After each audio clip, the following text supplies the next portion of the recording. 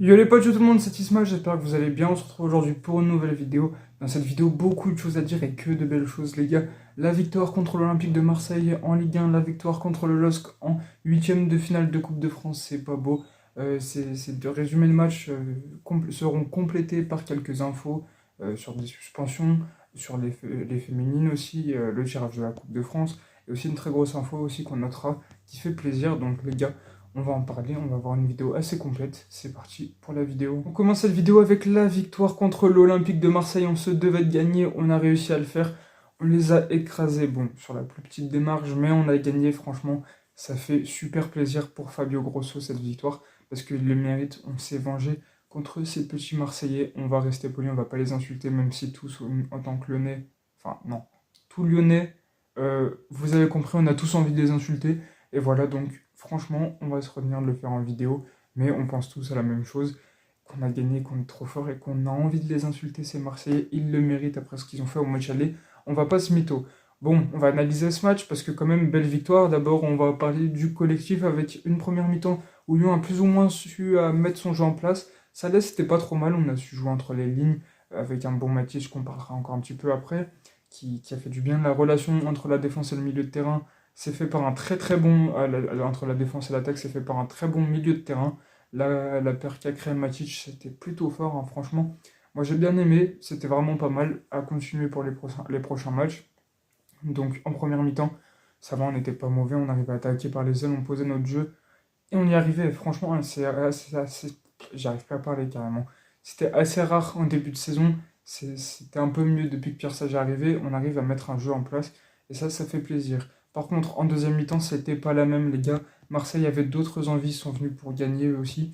Et ils sont arrivés, cette fois-ci, avec l'envie d'avoir la possession et d'avoir des occasions, ce qui a été le cas. Donc Marseille, cette fois-ci, avait le ballon, jouait. Par contre, Lyon subissait. Sauf que cette deuxième mi-temps, on va la mettre sous le signe du mental, parce que c'est avec la solidarité et un mental très fort qu'on a gagné ce match. Parce qu'en deuxième mi-temps, on a beaucoup subi. Nous, on était là, on a été à l'impact, au duel, on a récupéré des ballons importants. On s'est projeté en contre-attaque, ça n'a pas toujours payé, même très peu. Il n'y a pas non plus 50 tirs en deuxième mi-temps, on va pas se mytho. Mais en tout cas, de la deuxième mi-temps, franchement, il a fallu avoir un gros caractère pour gagner ce match. C'était le cas du côté de l'Olympique Lyonnais. Donc voilà, ça fait plaisir. Maintenant, les individualités. On va en souligner trois. Lacazette, buteur de ce match, que certains diront que c'est le talent, alors que... Enfin, la chance, moi je dirais plutôt que c'est le talent, parce que il faut de la vista, il faut de l'agilité pour mettre ce but par terre en se retournant, en faisant une espèce de demi-volée, on ne sait pas trop.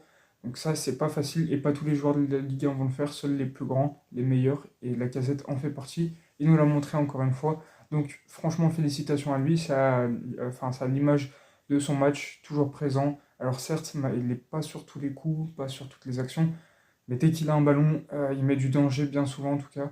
Et là, ça a payé avec un but magnifique. Donc franchement, ça fait plaisir. On enchaîne avec les individualités. Ernest Nuama, gros match, ne me parlez pas de concurrence avec Cherki, même s'il a fait un bon match contre Lille aussi.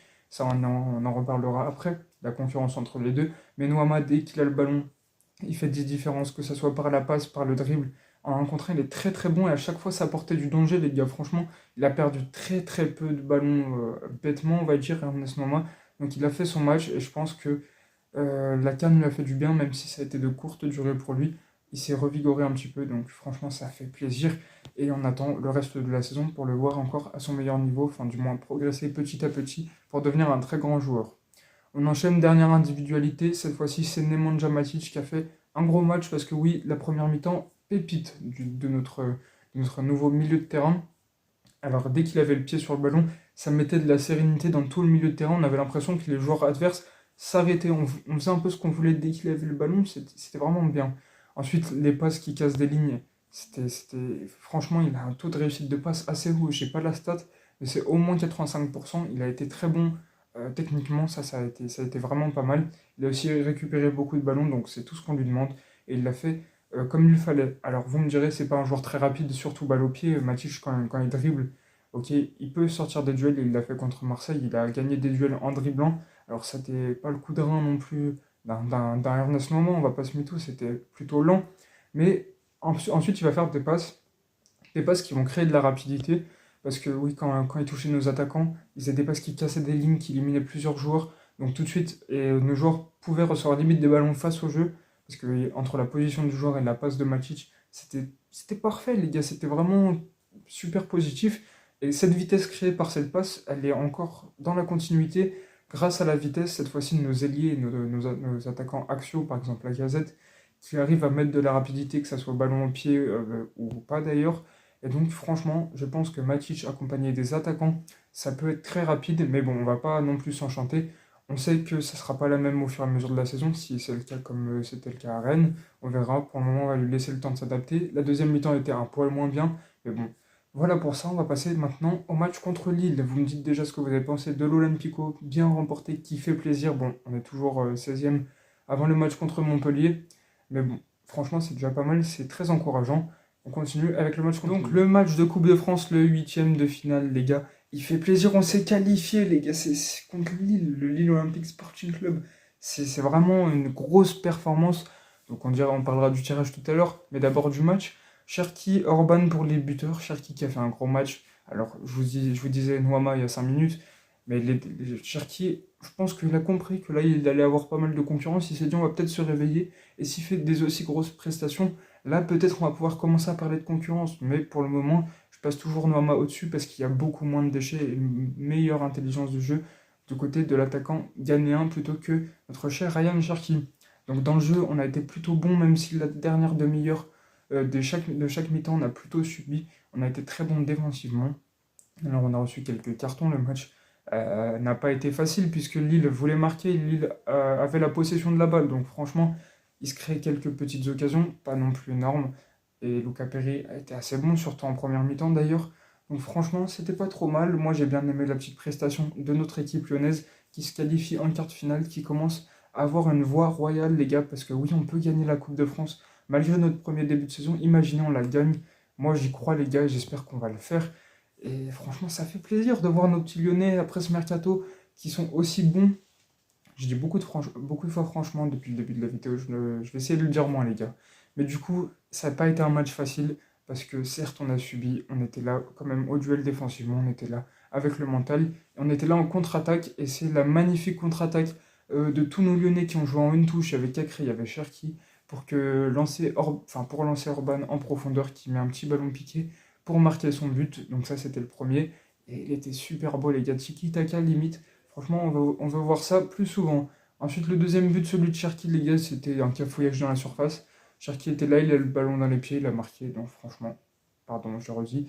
Du coup c'était super bien. Enfin, on avait la réussite de notre côté. On avait l'ascendant psychologique aussi dans le match. Et ça a fait qu'on a gagné. Et ça, c'est une belle opération de nos Lyonnais qui sont en train de se remettre bien parce qu'on a vu 2 performances en une semaine qui sont 2 très bonnes performances et qui nous permettent d'y croire pour une deuxième bonne partie de saison. Au tirage au sort, on a touché, on va dire, la Ligue 1 la moins performante actuellement. On a touché Strasbourg, c'est plutôt un bon tirage. Valenciennes jouera contre Rouen qui a quand même éliminé Monaco au tir au but, franchement GG à eux. Donc il y aura une équipe abordable, au moins Ligue 2 voire nationale. Il y aura soit Lyon, soit Strasbourg, donc il y a une équipe facile. On espère que Lyon va gagner parce qu'il joue le mardi 27 février, ce sera sur Beansport et ce sera au Groupama Stadium, donc ça on prend. Ensuite, autre quart de finale, c'est Nice contre le Paris Saint-Germain, gros match aussi. Franchement, les deux peuvent gagner, ça dépend, c'est 2 styles de jeu complètement différents. Et Nice peut franchement gagner, et on leur souhaite en tout cas, parce que s'ils éliminent le PSG, ça nous mettrait bien, même si le Paris Saint-Germain est prenable. Et dernier quart de finale, Rennes jouera contre le Puy Foot, donc j'imagine que Rennes va passer, même si on espère une surprise de Le Puy, et ça nous ferait quand même pas mal de petites équipes. Si Le Puy passe, évidemment, ça nous en ferait 2 en demi-finale, mais je pense que Rennes va passer. Donc c'est un tirage plutôt abordable, imaginons on se qualifie, on peut jouer peut-être contre l'équipe qui gagne, Rouen merde, j'ai oublié le nom, alors je l'ai dit tout à l'heure, Valenciennes, pardon, dernier de Ligue 2. Imaginons on tombe contre Rouen-Valenciennes contre l'Olympique Lyonnais, ça serait super beau parce que c'est limite si ça nous assurait pas une place en finale, et à côté t'aurais Rennes-Nice ou Rennes-PSG, ou le Puy PSG peut-être, le Puy Nice, on sait pas trop. En tout cas, avec un peu de chance, on peut faire un gros parcours en Coupe de France et aller au moins jusqu'en finale. Donc les gars, dites-moi ce que vous en avez pensé de cette rencontre de Coupe de France et surtout de ce tirage au sort en commentaire. On enchaîne, oui c'est ça, on enchaîne avec la suite des informations. On finit avec 15-5 informations. La première, la Ligue des Champions féminine. Il y a eu le tirage au sort des quarts de finale et l'Olympique Lyonnais jouera contre le Benfica. On aurait pu largement toucher pire. Donc le Benfica, en vrai, ça va, c'est un tirage plutôt favorable. Mais on ne sait jamais quand même, parce que Lyon, des fois, les féminines, il y a un petit peu des sauts d'humeur, tout ça, enfin, en termes de niveau de jeu, je veux dire. Même si ça reste une équipe très forte, l'une des meilleures équipes d'Europe, si ce n'est du monde, évidemment. Donc il y a moyen de gagner, il y a même plus de chances de gagner que de perdre ces confrontations de quart de finale. Mais on ne sait jamais, donc on reste prudent. Et du coup, pour cette information, voilà, ce sera tout. On enchaîne avec la suspension de Jack O'Brien contre Nice. Pour trop de cartons jaunes, malheureusement, c'est le cas à cause du match contre Lille. C'est ça, il a pris un petit carton jaune.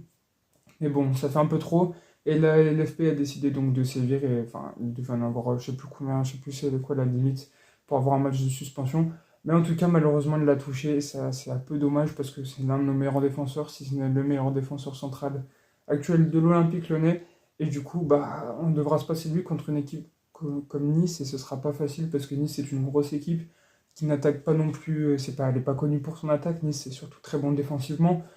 Mais ça fait toujours chier d'avoir un élément très fort en plus en moins. Donc voilà, c'est la petite information. On enchaîne cette fois-ci avec, pardon, j'ai oublié ici, un partenariat que Lyon a signé, enfin, a prolongé, qui a commencé en 2010. C'est le partenariat avec Adidas qui est prolongé jusqu'en 2029. Donc ça va faire 9 ans, non, bientôt 20 ans, puisque 2029 ça fera 19 ans, que l'Olympique Lyonnais est avec la marque aux trois bandes. Ça fait plaisir, ça montre qu'Adidas a la confiance, enfin, a la confiance de l'Olympique Lyonnais et que l'OL a confiance en Adidas. Donc c'est bien, franchement, c'est une belle marque. On a des beaux maillots, tout ça, des beaux vêtements d'entraînement, tout ça. Donc franchement, ça fait plaisir. Moi, je suis assez content de ce partenariat. Et dites-moi ce que vous en pensez, parce que après Umbro, qui était le cas dans les années 2000, début 2010 du coup, aussi, enfin juste l'année 2010, après c'est Adidas, est-ce que vous auriez aimé voir une autre marque ou pas, peut-être Nike? Et Nike n'était pas annoncé en tout cas, encore moins le coq sportif évidemment, parce que vous savez, c'est la marque de nos rivaux stéphanois. Donc franchement, est-ce que vous auriez aimé voir ou pas une autre marque ou vous vouliez rester avec Adidas? Dites-moi en commentaire les gars. On va passer à la troisième information, la dernière information. C'est parti. La dernière information est une statistique parce que oui, depuis 2007, aucun entraîneur, c'était Alain Perrin à l'époque, aucun entraîneur n'avait gagné 7 matchs lors de ses 11 premiers à l'Olympique Lyonnais et Pierre Sage l'a fait. Donc ça montre la montée en puissance. Franchement, on ne fait que progresser les gars. Vous avez vu, on était dans la merde. Et là, enfin, ce que fait Pierre Sage, c'est aussi bien que le dernier entraîneur qui a gagné le titre, je crois que c'était soit Alain Perrin, le dernier titre de champion de France. Donc franchement, encore une fois, je te le dis, ça faudra les compter dans la vidéo parce que ça commence à faire beaucoup. Ça fait plaisir de voir un entraîneur qui performe autant. Et pourquoi pas avoir des Jeunes Coupes de France cette année, ce serait vraiment pas mal depuis 2012 qu'on n'a pas eu de trophée. Moi, je prends volontiers.